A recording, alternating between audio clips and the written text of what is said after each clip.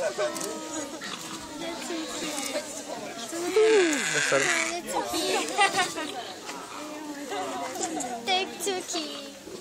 Be lehet nyúlni nyugodtan, hogyha legközelebb oda megy, bátran be lehet nyúlni, nincsen velük probléma.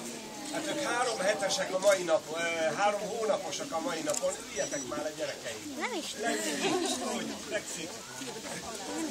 Szomjasak. Szóval 3 hónaposak, ők nem nálunk születtek, hanem németországi állatkertből érkeztek, Delbrückből.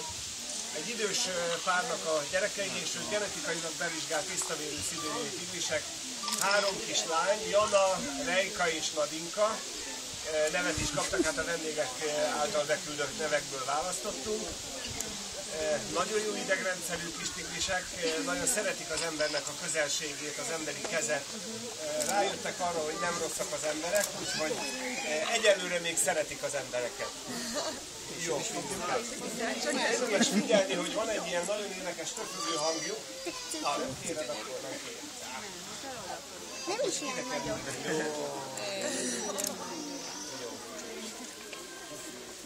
A szibériai tigrisről annyit kell tudni, hogy ők a kihalás szélén vannak már, néhány százan már csak a természetes élőhelyükön.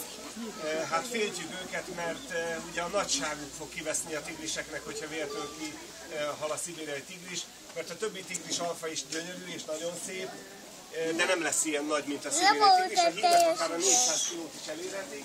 A nőstények ugye ilyen 180-200 kilónál azért megállnak, tehát egy oroszlán hémmel hasonló a súlyuk. Mindjárt fölveszek egyet, és akkor megpróbálunk egy kört menni. Hogyha véletlenül nem lesz normális, akkor újból kezdjük. Akkor jön a másik. Tigrin. Kristóf Simiszer. Nem iszunk meg, jó van. Hozzám bújik.